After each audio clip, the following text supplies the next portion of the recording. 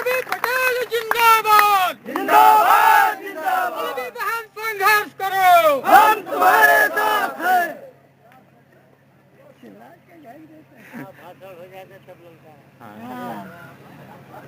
मानवता के पुजारी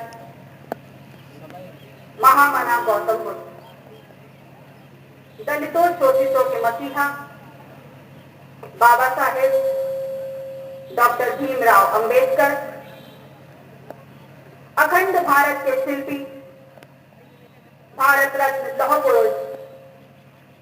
सरदार वल्लभ भाई पटेल जी, अपना दर्शन स्थापक यशकारी बोधिसत्व डॉक्टर सोनेलाल पटेल जी, हर जाति हर धर्म के तमाम महापुरुषों और छत्रपति साहू जी महाराज जिनकी जयंती समारोह मनाने के लिए आज हम सब बनारस की धरती पर कटिंग मेमोरियल इंटर कॉलेज के इस ग्राउंड में उपस्थित हुए हैं, इन तमाम महापुरुषों के चरणों में अपने श्रद्धा के सुमन अर्पित करती हूं और अपना दल के तत्वाधान में आयोजित छत्रपति साहू जी महाराज के जन्म दिवस के उपलक्ष्य में सहभागिता संकल्प महारैली में मुख्य अतिथि के रूप में उपस्थित राष्ट्रीय अध्यक्ष कृष्णा पटेल जी, राष्ट्रीय महासचिव परम आदरणीय प्रेमचंद मौर्य जी, राष्ट्रीय महासचिव एवं सांसद प्रतापगढ़ परम आदरणीय कुंवर हरवंश सिंह जी, राष्ट्रीय कार्यकारिणी सदस्य प्रोफेसर गंगाराम यादव जी, राष्ट्रीय कार्यकारिणी सदस्य भाई आरती सिंह जी, राष्ट्रीय कोषाध्यक्ष परम आदरणीय डॉक्टर कैलाश नाथ पटेल जी, इस मंच की अध्यक्षता कर रहे इस जिले के बादशाह जिला अध्यक्ष राजेश पटेल जी, प्रदेश अध्यक्ष छोटेलाल मौर्य जी, संगठन प्रमुख परम आदरणीय आनंद हीराराम जी, प्रदेश महासचिव राधेश्याम जी, भाई शकीला जी साहब,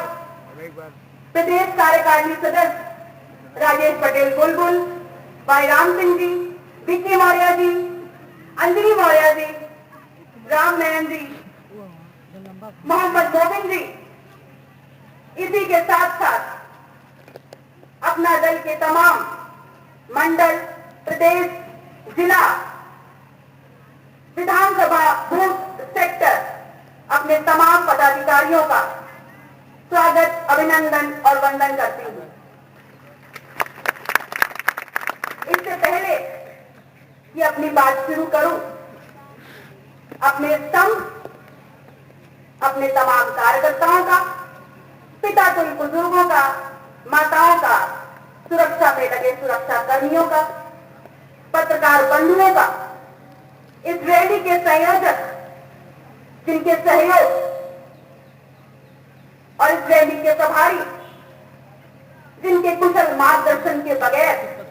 आप सबका और हम सबका यहां आना शायद बेमानी होता। मैं अपने संयोजक प्रदेश कार्यकारिणी सदस्य भाई सुनील सिंह जी और प्रभारी प्रदेश अध्यक्ष बौद्धिक मंच डॉक्टर सीवन पटेल जी और सह प्रभारी प्रदेश महासचिव भाई शकीला जी साहब, कुशल संचालन कर रहे जिला महासचिव जमाल वारसी साहब, अपनी पूरी बनारस टीम, युवा मंच विधानसभा अध्यक्ष दुर्गा जी, भैयालाल जी, मिठाई लाल जी, और यदि मैं किसी का नाम भूल रही हूँ तो आप सभी से क्षमा याचना करते हुए आप सभी के सहयोग, ऊर्जा और साथ के लिए पुनः आप सभी का धन्यवाद, स्वागत और वंदन करती हूँ। छत्रपति साहू जी महाराज एक कर्मठ, जुझारू, ज्योतिबा फूले के अनुयायी, जिन्होंने अपने बहुत ही छोटे जीवन में, महज 48 वर्ष के जीवन में, एक ऐसा दृष्टिकोण इस समाज के प्रति रखा कि एक कुशल शासक होने के साथ साथ समाज सुधारक में उनका नाम जुड़ा। ऐसी कोई भी क्षेत्र उनके शासनकाल में नहीं छूटा जहां उन्होंने हर जाति और धर्म, सर्व समाज के लिए कार्य किया। चाहे वो प्राथमिक शिक्षा हो, चाहे वो बाल विवाह रोकना हो, चाहे विधवा विवाह कराना हो, चाहे अछूत और ऐसी बातों का एबॉलिशन करना हो, उसको तहे दिल से नकार देना हो। लेकिन इन सब से ऊपर यदि हमारे इस महापुरुष को पूरा संसार और पूरा विश्व, हमारा भारतवर्ष अद्वितीय सोच का मालिक जानता है और पहचानता है, तो वो इसलिए कि अपने शासन और आज तक के शासनकाल में वो एकमात्र ऐसे शासक हुए जिन्होंने अपने शासनकाल में दलितों और शोषितों को लगभग 50% का आरक्षण दिया। अब सोचने वाली बात है कि ऐसा उन्होंने क्या मन में रखते हुए किया। उन्होंने अपने समाज में फैली हुई हर कुरीति को समझा और ये सोच पैदा करने की कोशिश की कि यदि वाकई में हम एक विकसित समाज और विकसित देश चाहते हैं तो जाति या धर्म से ऊपर उठकर सब समाज के लिए जो दबे हैं, जो कुचले हैं और जो शोषित हैं, उनको विकास की मुख्य धारा में लाने के लिए उनको प्राथमिकता के तौर पर और अनिवार्य रूप से आरक्षण देना ही सबसे अच्छा कारगर नतीजा होगा और रास्ता होगा। ये पहल इस देश में तमाम शासक हुए, लेकिन यदि किसी ने की तो छत्रपति साहू जी महाराज ने। And it would be right to say he was the only emperor, he was the only ruler in the history of Indian politics and Indian scenario who has actually accommodated people from almost all socio-economic groups who were far away from the past, who were far away from the fight of their rights and rituals. And he has actually led to a new revolution of socio-political revolution. एकमात्र ऐसे शासक जिन्होंने अपने साम्राज्य में हर जाति, हर धर्म और हर स्तर वाले व्यक्ति को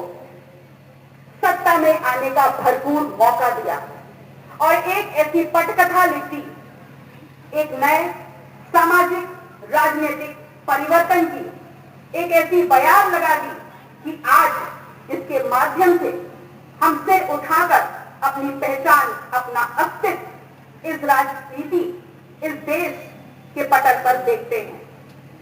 लेकिन कहते हैं ये चक्र है और जो आया है वो जाएगा अवश्य। And we were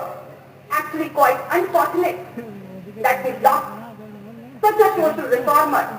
at an early age of just 48 years in the year 1922. ऐसे महान समाज सुधारक को हमने एक बहुत ही छोटी उम्र, महज 48 वर्ष की उम्र में खो दिया। लेकिन कहते हैं there are certain people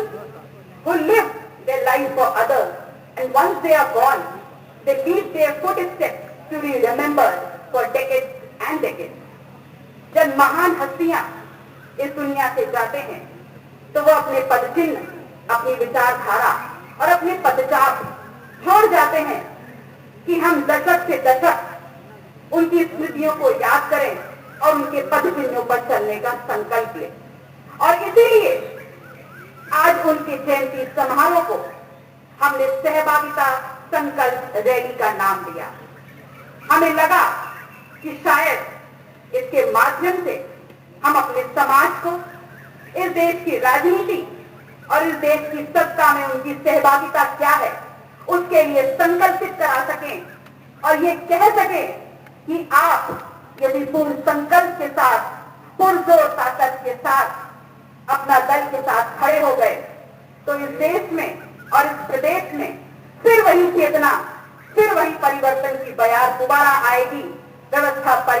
होगा और आप देखेंगे कि किस प्रकार का मेरा समाज जमीन से उठकर तख्त पर चला गया और किस प्रकार आप अपने विकास की नई इबारत लिखेंगे, नई कहानी लिखेंगे। अगर आज हमारे देश में अखंड भारत के शिल्पी सरदार वल्लभ भाई पटेल होते या छत्रपति साहू जी महाराज होते तो अतिशयोक्ति ये नहीं होगा ये कहना कि हमारे देश में का मेरा समाज की दशा और दिशा कुछ और ही होती। और ऐसा नहीं है कि ये यकायक हुआ, बल्कि इसकी पटकथा तो 67 साल पहले ही लिखी गई थी, जब 12 आजाद भारत में 12 बहुमूल्य वोट प्राप्त करने वाले सरदार पटेल प्रधानमंत्री नहीं बनते हैं, बल्कि एक वोट प्राप्त करने वाले पंडित जवाहरलाल नेहरू प्रधानमंत्री बने। अब सोचिए कि क्या ये लोकतंत्र था? बिल्कुल भी नहीं, बल्कि ये एक बहुत ही सोची समझी चाल थी लोकतंत्र को खत्म करने की। आपके स्वाभिमान, आपके नेतृत्व, आपके सपने और आपकी जो जनसंख्या है उसके विकास, आपकी पीढ़ियों को कुचल देने की, दबा देने की। और यदि इस बात को समझना चाहेंगे तो शायद और बेहतर तरीके से ये काम कर दिया है आपकी केंद्र सरकार ने। अभी कुछ दिन पहले सामाजिक आर्थिक जनगणना के आंकड़े दिखाए गए और जिसमें बताया गया कि इस देश की लगभग 125 करोड़ की जो जनसंख्या है और जिसमें से लगभग 70%, लगभग 87 करोड़ जनसंख्या जो ग्रामीण क्षेत्रों में रहती है, उसमें से 1/3 जनसंख्या जीवन के उस स्तर को जी रही है जो शायद गरीबी रेखा से भी नीचे है। लेकिन अब प्रश्न ये उठता है कि ये आंकड़े हमें आज क्यों बताए जा रहे हैं, क्योंकि ये आंकड़े तो हमने कभी मांगे ही नहीं। और इसके पीछे सच्चाई ये है कि इन तमाम आंकड़ों का आंकलन शायद अपनी उम्र के इस पड़ाव पे हम स्वतः ही कर चुके हैं। और हम सब जानते हैं कि हम का मेरा समाज की जिंदगी कहीं से बेहतरी की तरफ नहीं, बल्कि दिन पर दिन नष्ट होने की कगार पर जा रही है। लेकिन अगर अपने अर्थशास्त्रियों से आप पूछेंगे कि सकल घरेलू आय जीडीपी में जहां खेती किसानी से जुड़े लोगों का सन 1950-51 में प्रतिनिधित्व 51.7% था, वो आज गिरकर 13% क्यों रह गया? तो आपकी देश की सरकारें, राजनेता, अर्थशास्त्री बड़े आराम से जवाब देते हैं, ऐसा इसलिए क्योंकि आज खेती किसानी से और उससे जुड़े क्षेत्रों से लोगों का मोह भंग हो रहा है। हमने भी सोचा कि इसमें बहुत गहन चिंतन की जरूरत है कि आखिर मोह भंग हो क्यों रहा है और किस कदर हुआ है।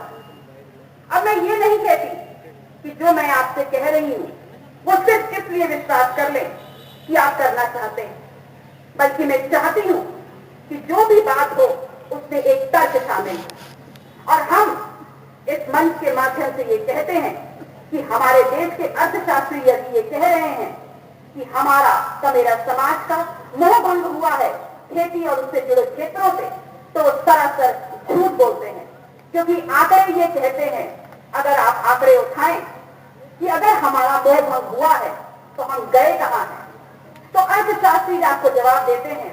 कि आप गए हैं सार्वजनिक क्षेत्रों में, सरकारी नौकरियों में और निजी क्षेत्रों की नौकरियों में। हमने तमाम इंटरनेट, तमाम टेक्नोलॉजी का इस्तेमाल करते हुए सरकार के वो तमाम आंकड़े निकाल डाले जिससे उन्होंने जनता के सामने कितने झूठ बोले हैं, इसका हम पर्दाफाश कर सकते हैं। हमने आंकड़े निकाले और देखने में आया कि इस देश में जहां 70 से 75% जनसंख्या खेती किसानी से जुड़ी हुई है और जहां हमारे देश के नेता बोल रहे हैं, अर्थशास्त्री बोल रहे हैं कि हमारा मोह भंग हुआ है, वहां राष्ट्रीय स्तर पर ग्रामीण परिवारों का सरकारी नौकरियों में लगभग 5%, सार्वजनिक क्षेत्रों में लगभग 1.2% और निजी क्षेत्रों में लगभग 3.6% इनका प्रतिनिधित्व है नौकरियों में। तो अगर इसका पूरा कुल निकालते हैं तो लगभग 9.5% आता है। 75% जनसंख्या के लिए 9.5% के प्रतिनिधित्व को नौकरियों के लिए बोलते हैं कि हमारा मोह भंग हुआ है। अगर महज 10% के आंकड़े को हम मोह भंग बोलते हैं तो फिर 60% लोग तो हमारे आज भी खेती किसानी से जुड़े हैं, तो उसके लिए क्या कहा जाएगा। अब हमारे प्रदेश की सरकार की बात कर लेते हैं। यही आंकड़े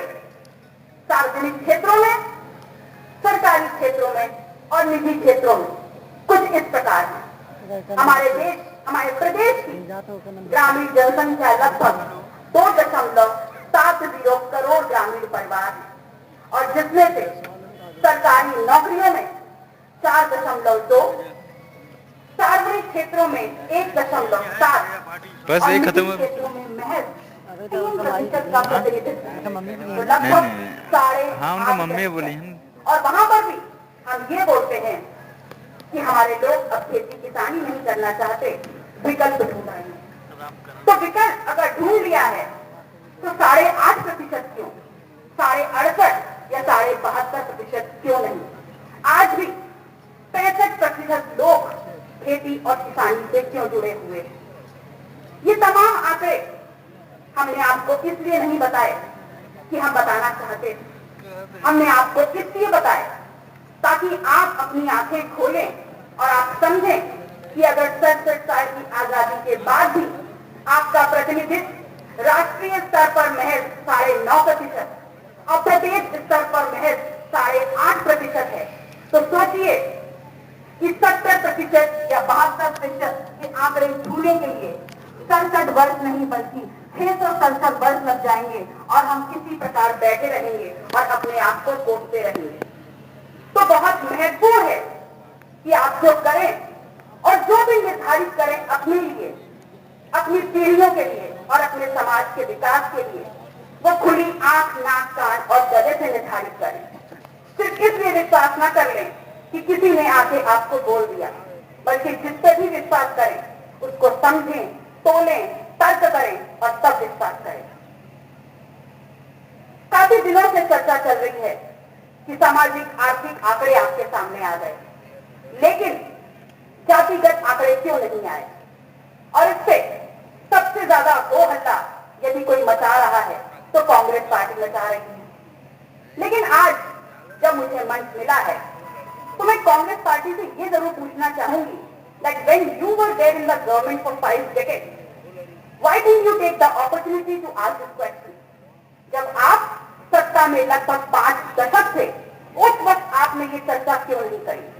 आज आप ये चर्चा और विषय पुरजोर तरीके से क्यों उठा रहे हैं। हम मानते हैं कि जातिगत दरजमियां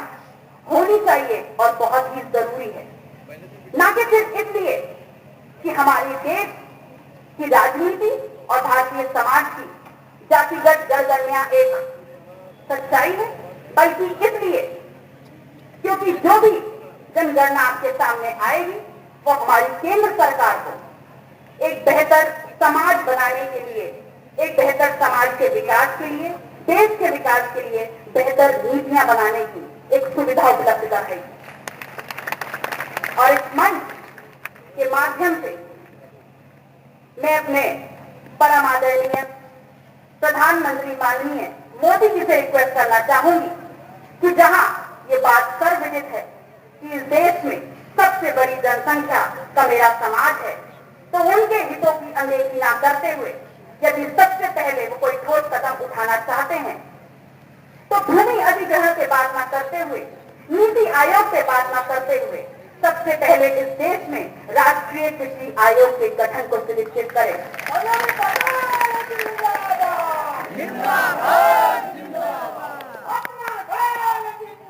इस देश में कृषि को उद्योग का दर्जा है, ये मांग हम ऐसे ही नहीं उठा रहे। हम इसलिए उठा रहे हैं कि यदि आप 12वीं पंचवर्षीय योजना के बजट को देखेंगे तो आप देखेंगे कि इस देश की लगभग 60% जनसंख्या को रोजगार देने वाले कृषि क्षेत्र को हमारी सरकार ने महज 1.5 लाख करोड़ का बजट आवंटन किया है, जबकि वहीं पर उद्योग जगत को लगभग 5.9 लाख करोड़ का कर माफी दी है। और यदि तर्क पूछे कि ऐसा क्यों, तो जवाब आता है, हम वित्तीय सहायता देते हैं और उद्योग जगत को कर माफी देते हैं ताकि उससे राजस्व बन सके और रोजगार के नए विकल्प उपलब्ध हो सके, और जिसको कि पुनः ग्रामीण क्षेत्रों के विकास और कृषि के विकास के लिए इस्तेमाल किया जाए। अब इससे भी चर्चा होना बहुत जरूरी है। कैसे आप कहते हैं कि रोजगार के विकल्प उपलब्ध हो रहे हैं और कैसे आप कहते हैं कि राजस्व मिला, क्योंकि जितने आंकड़े हमने देखे, ना ही तो इस क्षेत्र में वित्तीय सहायता और कर माफी से कोई नए रोजगार की सुविधा उपलब्ध हुई और ना ही किसी भी प्रकार से राजस्व में बढ़ोतरी हुई। क्योंकि यदि ऐसा होता तो खेती और किसानी के दिन पर दिन गिर रहे स्तर की वजह से सकल घरेलू आय जो 51% से गिर करके 13% हो गई है, वो कहीं ना कहीं इन वजह से वित्तीय सहायता और कर माफी की वजह से बढ़ के कम से कम 57 नहीं तो 40 तो अवश्य हो गई होती। हम ये नहीं कहते कि जीडीपी विकास का पैमाना है और ना ही जीडीपी के बढ़ने से गरीबी हट जाएगी या लोगों की भूख मिट जाएगी, लेकिन ये अवश्य कहना चाहेंगे कि जिस दिन हम इस देश में फैली हुई गरीबी के उन्मूलन के लिए पूरी तरह नीतियां बना लेंगे, उसका सही आंकलन कर लेंगे, उस दिन इस देश की जीडीपी में बढ़ोतरी अवश्य सुनिश्चित हो जाएगी। कितना बड़ा कर माफी 5.94 लाख की हमने कर माफी की है महज एक वित्तीय वर्ष में। यदि उसका 1/3 लगभग 2 लाख करोड़ भी अगर हमने पूरी श्रद्धा से और पूरी शिद्दत से खेती और उससे जुड़े लोगों को दे दिया, तो आप देखेंगे और आपको अचरज होगा ये जानकर कि ये भी आंकड़ा अर्थशास्त्रियों का ही है कि हमारे देश की जीडीपी प्रति वर्ष लगभग 3% से बढ़ती नजर आएगी। तो इससे हुआ कुछ हो ही नहीं सकता कि ये जानते हुए कि किस वजह से हमारे देश की जीडीपी बढ़ेगी, विकास बढ़ेगा, हम उसको दरकिनार करते हुए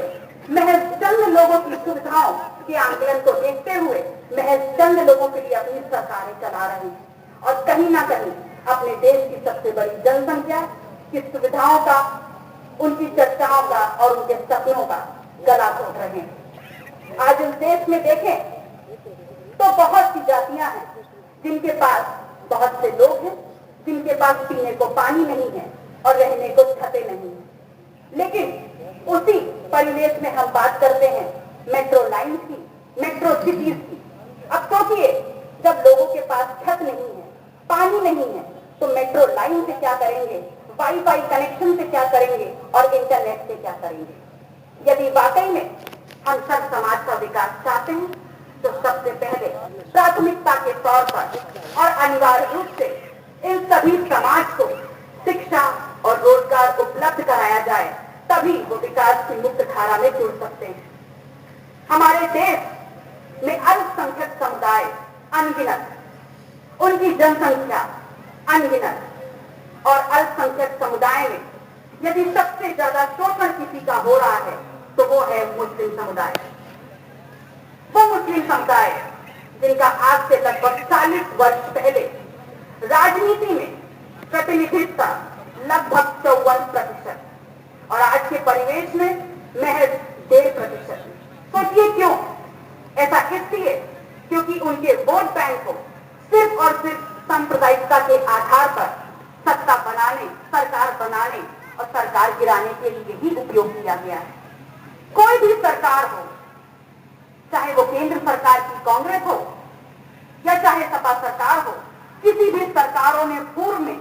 ना अल्पसंख्यक समुदाय, ना SC ST, ना अनुसूचित जाति या किसी भी समुदाय के बारे में कुछ भी नहीं सोचा और ना ही कोई नीतियां बनाई। ऐसे तमाम समाज के लिए अपना दल सदैव संघर्ष करता रहा है संघर्ष कर रहा है और आगे भी करता रहेगा। और यदि हमें मौका मिलेगा तो हम 100% तो नहीं, लेकिन 100% ईमानदारी से कोशिश करने की गारंटी अवश्य देते हैं। माननीय मुलायम सिंह जी अपने आप को पिछड़ों का राजा मानते हैं, घोर समाजवादी मानते हैं, लेकिन आज मैं इस मंच के माध्यम से उनसे एक प्रश्न अवश्य पूछना चाहूंगी कि यदि आप पिछड़े समाज के नेता हैं तो फिर आपको ये कैसे नहीं पता, और मैंने आपके मुख से ये कहते सुन लिया कि ये साहू पाहू कौन होते हैं। यदि आपको अपने पूर्वजों का नाम नहीं पता तो आप उनकी जो लेगेसी है, उनकी जो विरासत है, वो आगे ले जाने का डंका कैसे पीट रहे हैं। माननीय मुलायम सिंह जी सब जानते हैं, पुरजोरी से बोलते हैं, मैं नेतृत्व करता हूं पिछड़ी जाति का। एक प्रश्न और, अगर आप पिछड़ी जाति का नेतृत्व करते हैं तो लखनऊ के किंग जॉर्ज मेडिकल कॉलेज का नाम जब छत्रपति साहू जी महाराज रखा गया तो आपने अपने ही समाज, पिछड़ी जाति के समाज के इस महानेता, इस महापुरुष का अपमान करते हुए छत्रपति साहू जी महाराज कॉलेज का नाम बदलकर एक विदेशी शख्सियत किंग जॉर्ज मेडिकल कॉलेज के नाम पर क्यों रखा। ये बहुत महत्वपूर्ण है कि हम सब उनसे ये प्रश्न पूछें, क्योंकि उनको जो सत्ता प्राप्त हुई है और जिस खेती किसानी करने वाले कृषि प्रधान देश में किसानों का नेतृत्व करना चाह रहे हैं, वो अपने महापुरुषों की बेइज्जती या अपमान किसी भी कंडीशन में बर्दाश्त नहीं करेंगे। ऐसी तमाम अनगिनत मोर्चे हैं, अनगिनत खबरें हैं जो समाजवादी सरकार की कथनी और करनी को खोल के रख देती हैं। पिछड़ों के नेता हैं, लेकिन यदि अभी कुछ दिन पहले आए क्लास 2 सिलेक्शन की लिस्ट को अगर आप देखेंगे तो आप देखेंगे एसडीएम लेवल पे 86 रिक्त स्थानों में 54 लोग एक ही उपजाति के आते हैं। तो अब प्रश्न ये उठता है कि क्या वाकई में पिछले 2.5 सालों में एक जाति के ही लोग इतने योग्य हो गए हैं कि चाहे एसडीएम हो, चाहे आईएएस हो, चाहे पीसीएस हो, किसी भी लेवल पर सिर्फ उन्हीं का साम्राज्य रहेगा। किसी भी विभाग में जाएं, चाहे बीएसए हो, बीडीओ हो, एसओ हो, चाहे लेखपाल, 60 से 70% लोग अगर सही हैं और किसी पिछड़ा वर्ग का नेतृत्व कर रहे हैं या प्रतिनिधित्व कर रहे हैं तो वो महज एक ही जाति। क्या हुआ? और यदि उनसे जब प्रश्न पूछें कि ऐसा क्यों, तो जवाब आता है पिछली सरकारें भी ऐसा करती रही हैं। सिर्फ ये जवाब दे देना ये बात साबित नहीं करता कि आप सही हैं, बल्कि ये बात अवश्य साबित करता है कि जब पिछली सरकारों ने समाज में असंतुलन बनाने का कार्य किया है, कहीं ना कहीं आप उसको सही मानते हैं और आप भी उसी ट्रैक पर, उसी पथ पर चलते चले जा रहे हैं, बगैर ये सोचे कि जिस पिछड़ा वर्ग का नेतृत्व आप करना चाह रहे हैं या जिसका राजा आप अपने आप को मानते हैं, कहीं ना कहीं आप पिछड़ा वर्ग का नहीं बल्कि एक जाति विशेष का नेतृत्व कर रहे हैं। और वो जाति भी आपको सत्ता में बार बार इसलिए ला रही है कि यदि ये जाति, ये सरकार सत्ता में आएगी तो पूरे पिछड़ा वर्ग का तो नहीं पता, लेकिन हमारी जाति का उद्धार अवश्य हो जाएगा। तब सोचिए कि यदि महज एक जाति ही पिछड़ा वर्ग है तो दोस्तों कहीं ना कहीं आज वक्त है कि पिछड़ा वर्ग और उसके नेतृत्व का पुनर्गठन किया जाए। हम सब मिलकर सोचें कि असल में हमें एक जाति के नेतृत्व के नीचे चलना है या उस नेतृत्व के नीचे चलना है जो सर्व समाज को लेकर के सर्व समाज और सर्व जातियों से ऊपर उठकर समाज, पीढ़ी और संविधान समाज का नेतृत्व कर रही है। ये प्रश्न मैं आप सबके दिमाग में छोड़ना चाहती हूँ और चाहती हूँ कि जिला पंचायत चुनाव 2015 में वल्लभी पटेल जिंदाबाद, जिंदाबाद जिंदाबाद। वल्लभी बहन संघर्ष करो, हम तुम्हारे साथ हैं।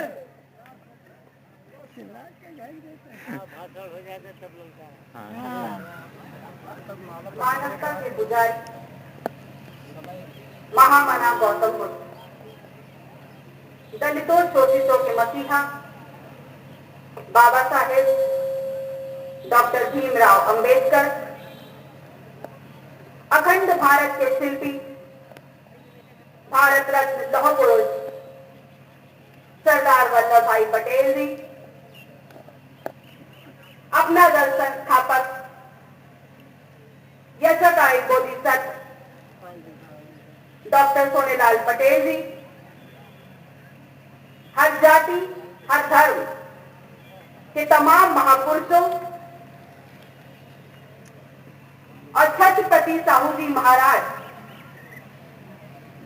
जिनकी जयंती समारोह मनाने के लिए आज हम सब बनारस की धरती पर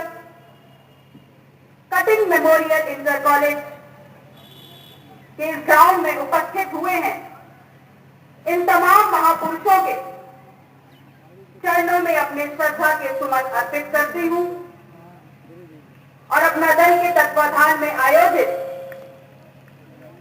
छत्रपति साहू जी महाराज के जन्म दिवस के उपलक्ष्य में सहभागिता संकल्प महारैली में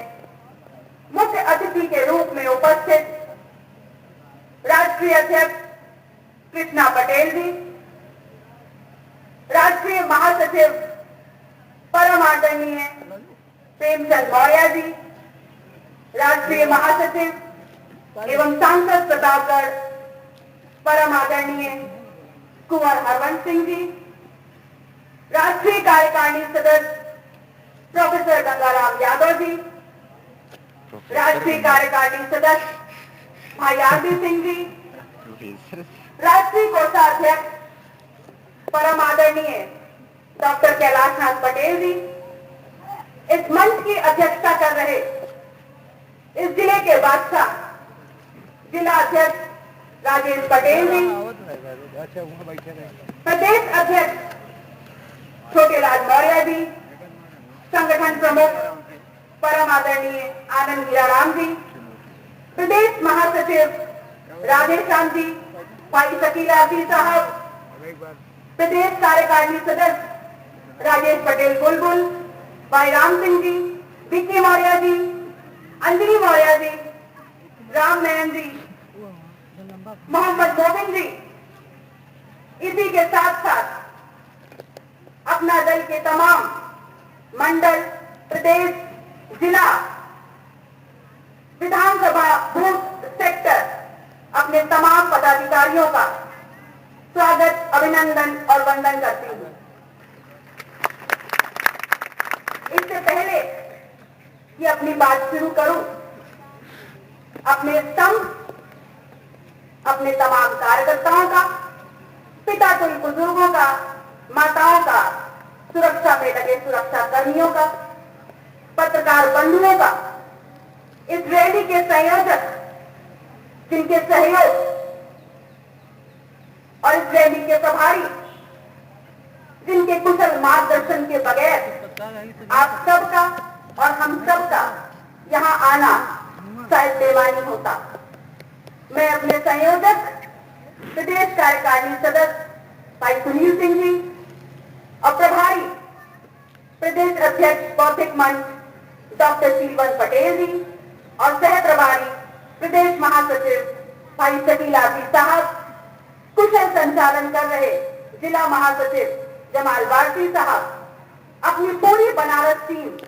युवा मंच विधानसभा अध्यक्ष दुर्गा जी, भैयालाल जी, मिठाई लाल जी,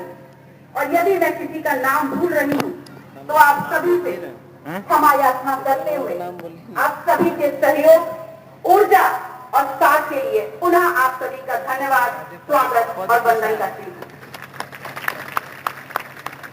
छत्रपति साहू जी महाराज एक कर्मठ, जुझारू, ज्योतिबा फूले के अनुयायी, जिन्होंने अपने बहुत ही छोटे जीवन में, महज 48 वर्ष के जीवन में एक ऐसा दृष्टिकोण इस समाज के प्रति रखा कि एक कुशल शासक होने के साथ साथ समाज सुधारक में उनका नाम जुड़ा। ऐसी कोई भी क्षेत्र उनके शासनकाल में नहीं छूटा जहां उन्होंने हर जाति और धर्म सर्व समाज के लिए कार्य किया, चाहे वो प्राथमिक शिक्षा हो, चाहे वो बाल विवाह रोकना हो, चाहे विधवा विवाह कराना हो, चाहे अछूत और ऐसी बातों का एबॉलिशन करना हो, उसको तहे दिल से नकार देना हो। लेकिन इन सब से ऊपर यदि हमारे इस महापुरुष को पूरा संसार और पूरा विश्व, हमारा भारतवर्ष अद्वितीय सोच का मालिक जानता है और पहचानता है, तो वो इसलिए कि अपने शासन और आज तक के शासनकाल में वो एकमात्र ऐसे शासक हुए जिन्होंने अपने शासनकाल में दलितों और शोषितों को लगभग 50% का आरक्षण दिया। अब सोचने वाली बात है कि ऐसा उन्होंने क्या मन में रखते हुए किया। उन्होंने अपने समाज में फैली हुई हर कुरीति को समझा और ये सोच पैदा करने की कोशिश की कि यदि वाकई में हम एक विकसित समाज और विकसित देश चाहते हैं तो जाति या धर्म से ऊपर उठकर सर्व समाज के लिए जो दबे हैं, जो कुचले हैं और जो शोषित हैं, उनको विकास की मुख्य धारा में लाने के लिए उनको प्राथमिकता के तौर पर और अनिवार्य रूप से आरक्षण देना ही सबसे अच्छा कारगर नतीजा होगा और रास्ता होगा। ये पहल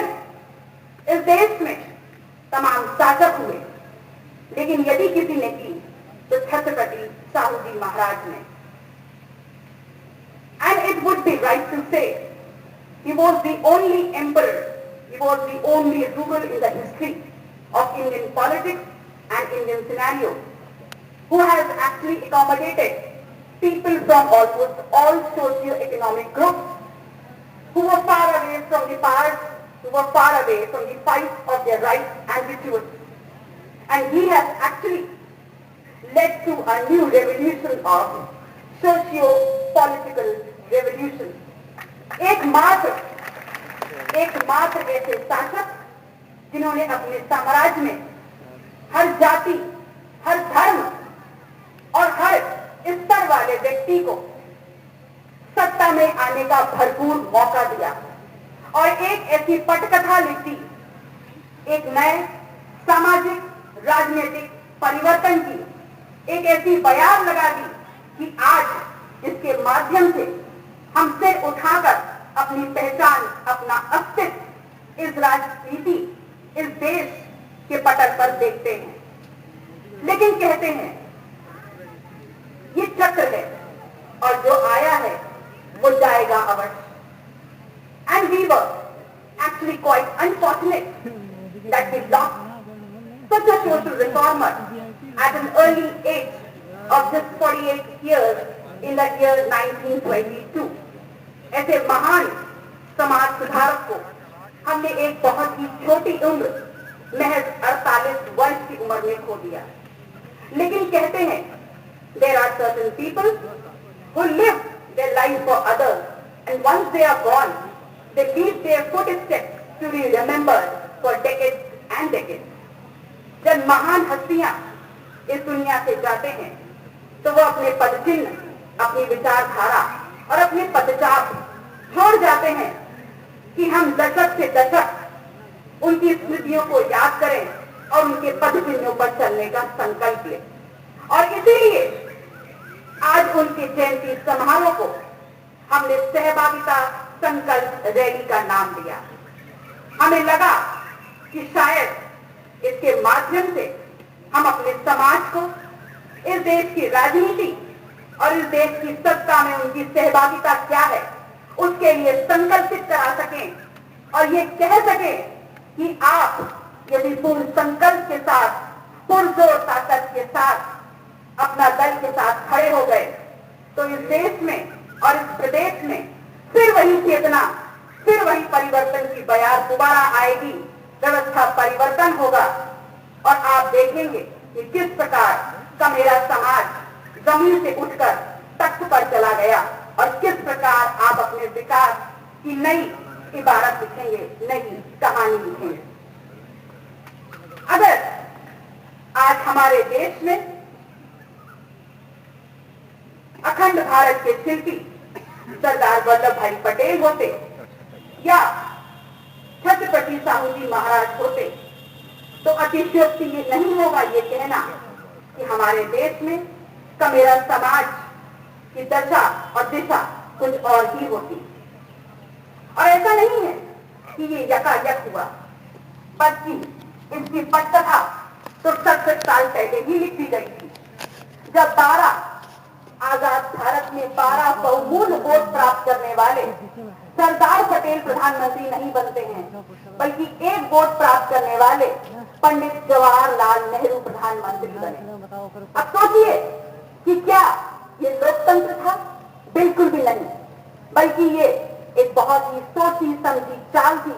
लोकतंत्र को खत्म करने की। आपके स्वाभिमान, आपके नेतृत्व, आपके सपने और आपकी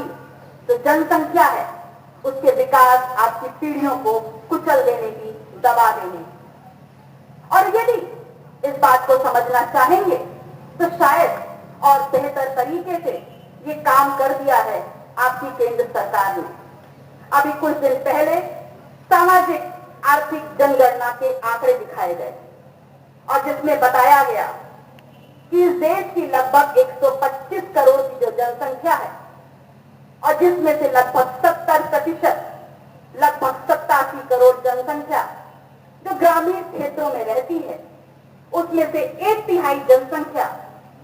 जीवन के उस स्तर को जी रही है जो शायद गरीबी रेखा से भी नीचे है। लेकिन अब प्रश्न ये उठता है कि ये आंकड़े हमें आज क्यों बताए जा रहे हैं, क्योंकि ये आंकड़े तो हमने कभी मांगे ही नहीं। और इसके पीछे सच्चाई ये है कि इन तमाम आंकड़ों का आंकलन शायद अपनी उम्र के इस पड़ाव पे हम स्वतः ही कर चुके हैं। और हम सब जानते हैं कि हम कमेरा समाज की जिंदगी कहीं से बेहतरी की तरफ नहीं, बल्कि दिन पर दिन नष्ट होने की कगार पर जा रही है। लेकिन अगर अपने अर्थशास्त्रियों से आप पूछेंगे कि सकल घरेलू आय जीडीपी में जहां खेती किसानी से जुड़े लोगों का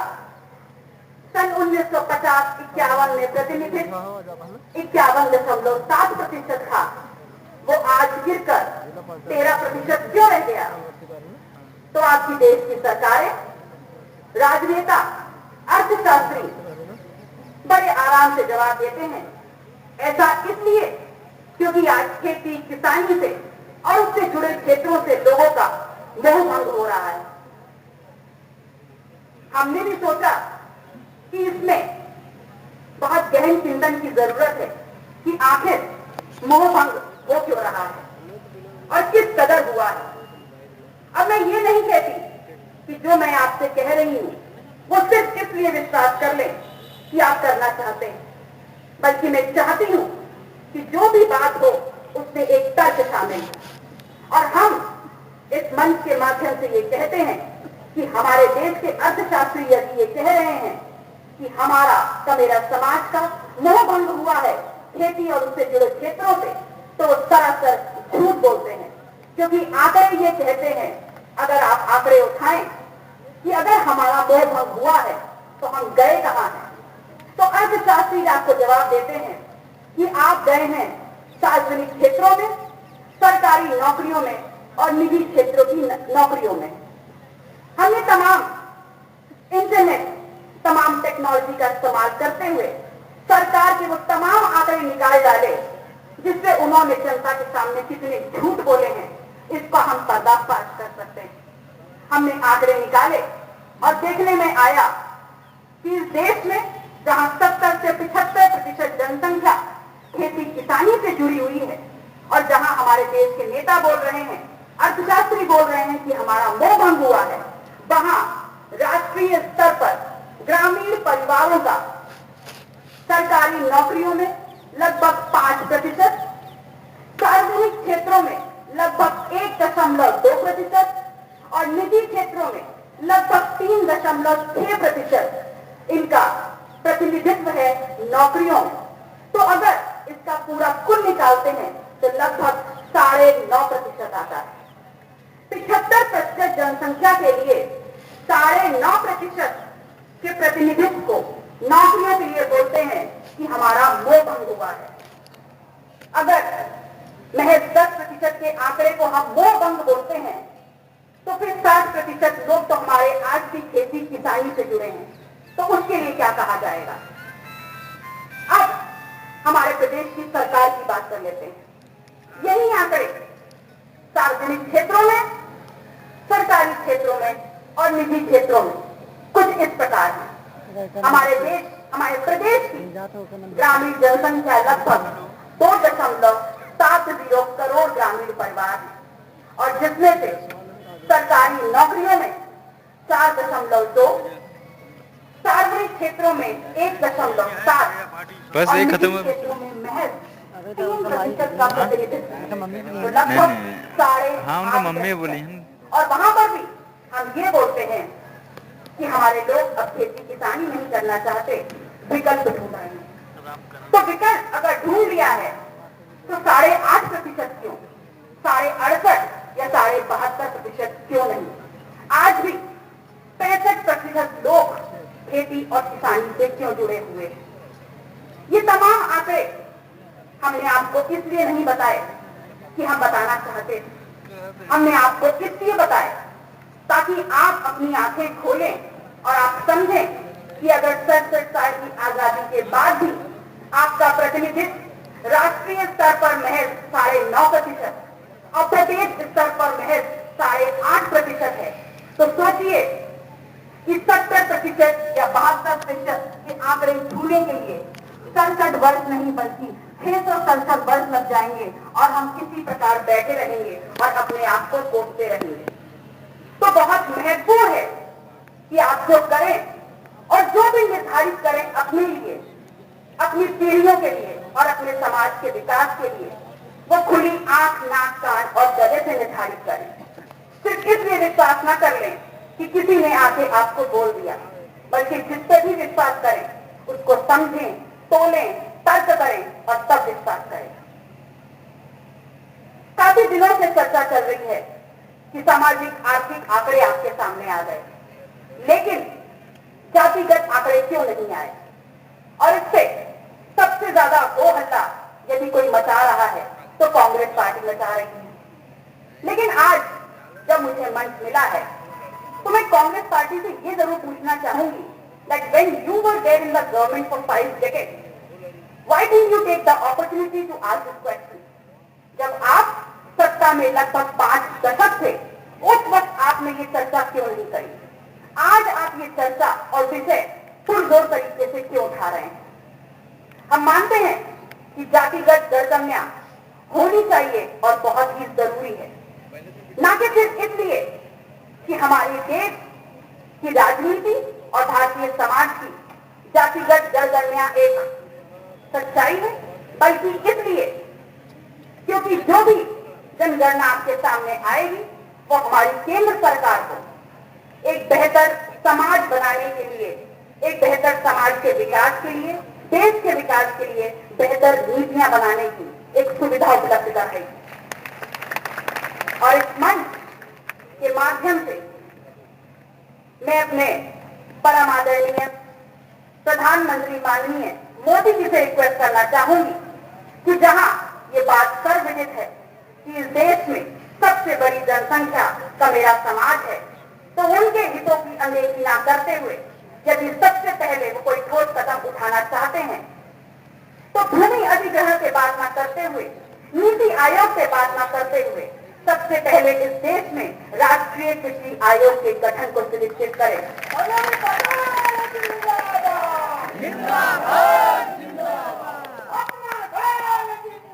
इस देश में कृषि को उद्योग का दर्जा है, ये मांग हम ऐसे ही नहीं उठा रहे, हम इसलिए उठा रहे हैं कि यदि आप 12वीं पंचवर्षीय योजना के बजट को देखेंगे तो आप देखेंगे कि इस देश की लगभग 60% जनसंख्या को रोजगार देने वाले कृषि क्षेत्र को हमारी सरकार ने महज 1.5 लाख करोड़ का बजट आवंटन किया है, जबकि वहीं पर उद्योग जगत को लगभग 5.9 लाख करोड़ का कर माफी दी है। और यदि तर्क पूछें कि ऐसा क्यों, तो जवाब आता है,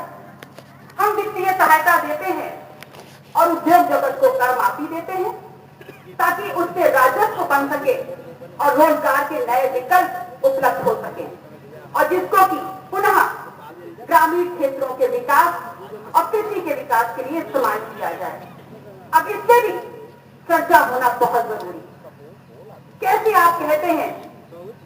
कि रोजगार के विकल्प उपलब्ध हो रहे हैं और कैसे आप कहते हैं कि राजस्व मिला, क्योंकि जितने आंकड़े हमने देखे, ना ही तो इस क्षेत्र में वित्तीय सहायता और कर माफी से कोई नए रोजगार की सुविधा उपलब्ध हुई और ना ही किसी भी प्रकार से राजस्व में बढ़ोतरी हुई। क्योंकि यदि ऐसा होता तो खेती और किसानी के दिन पर दिन गिर रहे स्तर की वजह से सकल घरेलू आय जो 51% से गिर करके 13% हो गई है, वो कहीं ना कहीं इन वजह से वित्तीय सहायता और कर माफी की वजह से बढ़ के कम से कम 57 नहीं तो 40 तो अवश्य हो गई होती। हम ये नहीं कहते कि जीडीपी विकास का पैमाना है और ना ही जीडीपी के बढ़ने से गरीबी हट जाएगी या लोगों की भूख मिट जाएगी, लेकिन ये अवश्य कहना चाहेंगे कि जिस दिन हम इस देश में फैली हुई गरीबी के उन्मूलन के लिए पूरी तरह नीतियां बना लेंगे, उसका सही आंकलन कर लेंगे, उस दिन इस देश की जीडीपी में बढ़ोतरी अवश्य सुनिश्चित हो जाएगी। जितना बड़ा कर माफी 5.94 लाख की हमने कर माफी की है महज एक वित्तीय वर्ष में, यदि उसका 1/3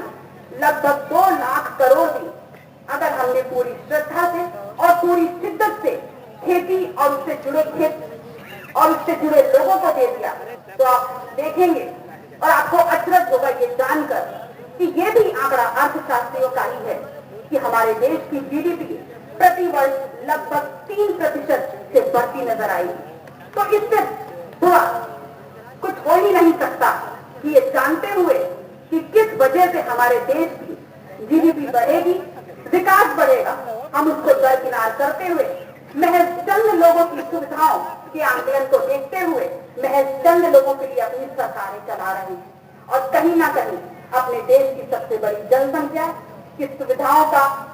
उनकी चर्चाओं का और उनके सपनों का गला घोट रहे हैं। आज इस देश में देखें तो बहुत सी जातियां हैं जिनके पास बहुत से लोग हैं, जिनके पास पीने को पानी नहीं है और रहने को छतें नहीं है, लेकिन उसी परिवेश में हम बात करते हैं मेट्रो लाइन की, मेट्रो सिटीज की। अब सोचिए, जब लोगों के पास छत नहीं है, पानी नहीं है, तो मेट्रो लाइन से क्या करेंगे, वाईफाई कनेक्शन से क्या करेंगे और इंटरनेट से क्या करेंगे। यदि वाकई में हम सब समाज का विकास चाहते हैं तो सबसे पहले प्राथमिकता के तौर पर और अनिवार्य रूप से इन सभी समाज को शिक्षा और रोजगार उपलब्ध कराया जाए, तभी वो विकास की मुख्य धारा में जुड़ सकते हैं।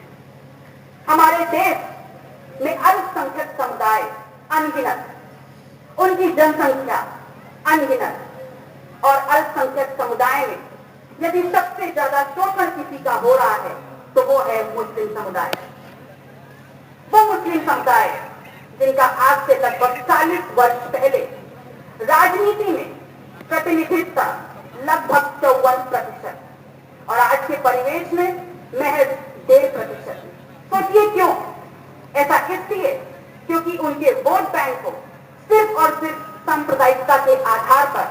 सत्ता बनाने, सरकार बनाने और सरकार गिराने के लिए ही उपयोग किया गया है।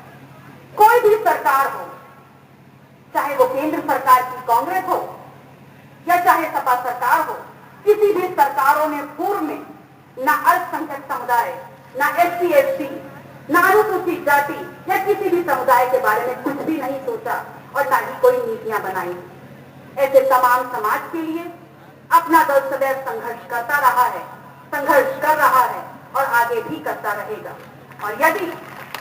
हमें मौका मिलेगा तो हम 100% तो नहीं, लेकिन 100% ईमानदारी से कोशिश करने की गारंटी अवश्य देते हैं। माननीय मुलायम सिंह जी अपने आप को पिछड़ों का राजा मानते हैं, घोर समाजवादी मानते हैं, लेकिन आज मैं इस मंच के माध्यम से उनसे एक प्रश्न अवश्य पूछना चाहूंगी कि यदि आप पिछड़े समाज के नेता हैं तो फिर आपको ये कैसे नहीं पता, और मैंने आपके मुख से ये कैसे सुन लिया कि ये साहू पाहू कौन होते हैं। यदि आपको अपने पूर्वजों का नाम नहीं पता तो आप उनकी जो लेगेसी है, उनकी जो विरासत है, वो आगे ले जाने का डंका कैसे पीट रहे हैं। माननीय मुलायम सिंह जी सब जानते हैं, पुरजोरी से बोलते हैं मैं नेतृत्व करता हूं पिछड़ी जाति का। एक प्रश्न और,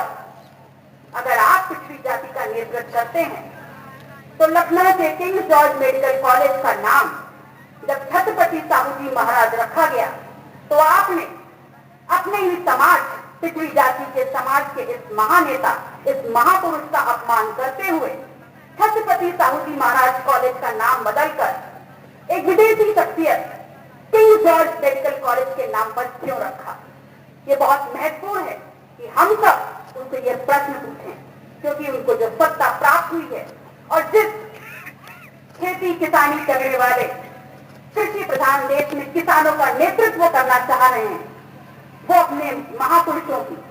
बेइज्जती या अपमान किसी भी कंडीशन में बर्दाश्त नहीं करेंगे। ऐसी तमाम अनगिनत मोर्चे हैं, अनगिनत खबरें हैं जो समाजवादी सरकार की कथनी और करनी को खोल के रख देती हैं। पिछड़ों के नेता हैं, लेकिन यदि अभी कुछ दिन पहले आए क्लास 2 सिलेक्शन की लिस्ट को अगर आप देखेंगे तो आप देखेंगे एसडीएम लेवल पे 86 रिक्त स्थानों में 54 लोग एक ही उपजाति के आते हैं। तो अब प्रश्न ये उठता है कि क्या वाकई में पिछले 2.5 सालों में एक जाति के ही लोग इतने योग्य हो गए हैं कि चाहे एसडीएम हो, चाहे आईएएस हो, चाहे पीसीएस हो, किसी भी लेवल पर सिर्फ उन्हीं का साम्राज्य रहेगा। किसी भी विभाग में जाएं, चाहे बीएसए हो, बीडीओ हो, एसओ हो, चाहे लेखपाल, 60 से 70% लोग अगर सही हैं और किसी पिछड़ा वर्ग का नेतृत्व कर रहे हैं या प्रतिनिधित्व कर रहे हैं तो वो महज एक ही जाति। क्या हुआ? और यदि उनसे जब प्रश्न पूछें कि ऐसा क्यों, तो जवाब आता है पिछली सरकारें भी ऐसा करती रही हैं। सिर्फ ये जवाब दे देना ये बात साबित नहीं करता कि आप सही हैं, बल्कि ये बात अवश्य साबित करता है कि जब पिछली सरकारों ने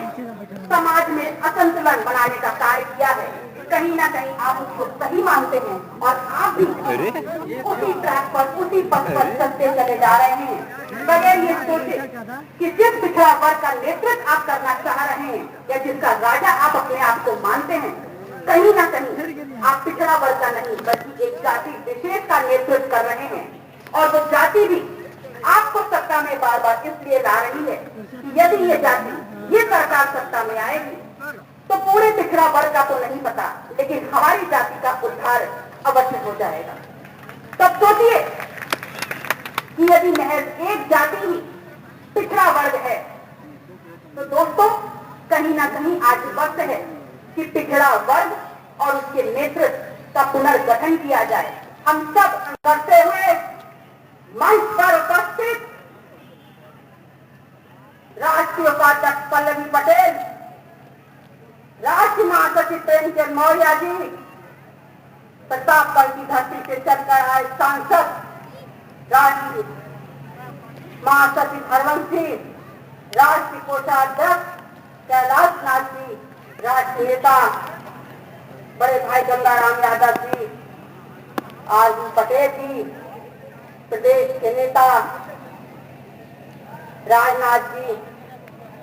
प्रदेश के नेता सखी रात्रि जी, बहन सरोज पटेल जी, लखू चौधरी जी, साधना साहू जी तथा मंच पर उपस्थित राजवन जी, अनेक जिलों से आए जिलेवासियों, मंडल अध्यक्ष, प्रदेश जिला मंडल के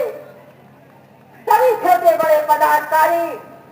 माताओं, बहनों, पिता से बुजुर्गों, बच्चों, आए हुए सभी लोगों को मैं धन्यवाद देती हूँ। धन्यवाद देती हूँ यहाँ के संयोजकों को, धन्यवाद देती हूँ यहाँ की युवा शक्ति को, जिन्होंने इतनी बड़ी संख्या में आप लोग को इकट्ठा करने का काम किया, हम लोगों से मिलाने का काम किया। धन्यवाद है बनारस की धरती, धन्यवाद है बनारस की कारखानी, धन्यवाद है बनारस के बादशाह जिला अध्यक्ष जी राजेश जी। साईं जी महाराज की आज जयंती है। याद करिए माताओं, बहनों, पिता, बुजुर्गों, बच्चों, शिवाजी साहू, सरदार पटेल और बाबा साहब जैसे महापुरुष न होते, ऐसे महापुरुष न होते तो डॉक्टर पटेल न होते, डॉक्टर पटेल न होते तो इतना बड़ा कारवाना होता, इतना बड़ा कारवाना होता तो आज हम लोग एक जगह इकट्ठा न होते। ये देन है ये महापुरुषों की, ये देन है इन महान लोगों की। इसलिए धन्यवाद देना चाहती इन महापुरुषों को, प्रणाम करना चाहती इन विभूतियों को, धन्यवाद देना चाहती हूँ आप लोग को जो इतनी भारी संख्या में आप लोग यहाँ पर इकट्ठा हुए हैं। लेकिन इस दर्द को, इन विभूतियों को इन्हीं का देने का साथ साथ आरक्षण नहीं पहचाना तो अपना दल के संस्थापक ने पहचाना। इसीलिए सन 1995 4 नवंबर को अपना दल के संस्थापक डॉक्टर पटेल ने सारे हिंदुस्तान के कमिया समाज को लखनऊ की धरती पर इकट्ठा करने का काम किया और डॉक्टर पटेल ने लखनऊ की धरती से आह्वान किया, कमियों जागो, सत्ता पर कब्जा करो, हक अधिकार की लड़ाई को लड़ना सीखो। डॉक्टर पटेल ने कहा, कमेरो आपकी एक निगाह, एक पैर अगर लखनऊ से दिल्ली की कुर्सी पर रहती है तो एक निगाह, एक पैर एक और खलियान में रहेगी। तभी ये सोने की चिड़िया कहलाने वाला हिंदुस्तान सोने की चिड़िया जब कहलाएगा जब ये पूरा कमेरा जागेगा और लखनऊ से लेकर दिल्ली तक पहुंचने का काम करेगा। आज भले ही डॉक्टर पटेल हम लोग के बीच में हो ना हो, इन महापुरुषों की बनाई हुई विचारधारा और नीतियां को लेकर निरंतर हम आपके बीच में चलने का काम कर रहे हैं, आपको बताने का काम कर रहे हैं। कमेरो जागो, सत्ता पर कब्जा करो, हक अधिकार की लड़ाई को लड़ना सीखो। और जिस दिन आप लोग इस राजनीति सोच में अपने को परिवर्तन कर लेंगे, उस दिन कोई शक्ति ऐसी नहीं है जो आपको रोक सके, आपको बांध सके, आपको छीन सके। ये डॉक्टर पटेल का आंदोलन है, ये डॉक्टर पटेल का कारवां है। इसको ना कोई रोक पाएगा, ना कोई झुका पाएगा। क्योंकि डॉक्टर पटेल ने जो 15 साल हम लोग के बीच में संघर्ष किया है, बहुत अच्छी चीज डॉक्टर पटेल हम लोग को देके गए हैं। एक नीला और केसरिया झंडा और डंडा देके गए हैं, एक मंच देके गए हैं, उसके साथ में 15 साल का फलता फूलता एक बच्चा देके गए हैं जिसका नाम है अपना दल, और जो अब बारिश हो चुका है, जिसका हक अधिकार को लड़ना और हक अधिकार को छीनना हम लोग जान रहे हैं। इसलिए मैं कहना चाहती हूँ, इस हक अधिकार की लड़ाई को आप लोग बहुत निष्ठा के साथ, ईमानदारी के साथ और शांति, धैर्य के साथ और हिम्मत के साथ 2015 के जिला पंचायत चुनाव में दिखाने का काम करिएगा। बहुत से विपक्षी आपके सामने आएंगे, बहुत से प्रलोभन आपके सामने आएंगे, बहुत सी बातें आपके सामने आएंगी, बहुत सी नेता आपके सामने आएंगे, लेकिन आपकी निगाह उस तीर की तरह सीधी रहनी चाहिए कि सिर्फ नीला केसरिया झंडा और डॉक्टर पटेल का आंदोलन, उसके सिवा हमें कुछ नहीं चाहिए। हमें चाहे जितने प्रलोभन दे दो, लेकिन हम डॉक्टर पटेल के आंदोलन को झुकने नहीं देंगे, मिटने नहीं देंगे। ये निगाह होनी चाहिए। इसके लिए आपको जिला पंचायत सदस्य नहीं, जिला पंचायत अध्यक्ष बनाने होंगे। जिस दिन आपने ये पहली बार जीत ली, उस दिन आपसे वादा करके जाती हूँ कि 2000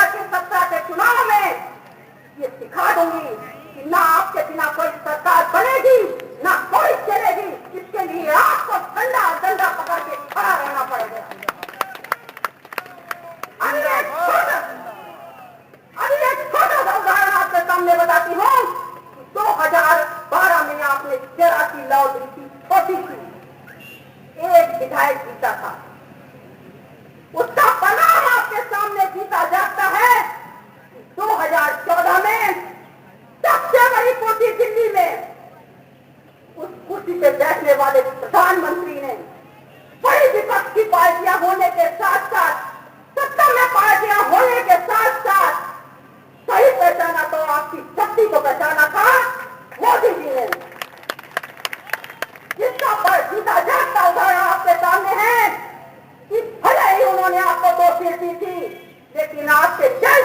100% रहे थे और साथ में आपने एक उपचुनाव का विधायक भी जीता था। ये आपकी मेहनत, आपकी शक्ति, आपकी हिम्मत, आपका हौसले का परिणाम था। इसलिए मैं कहना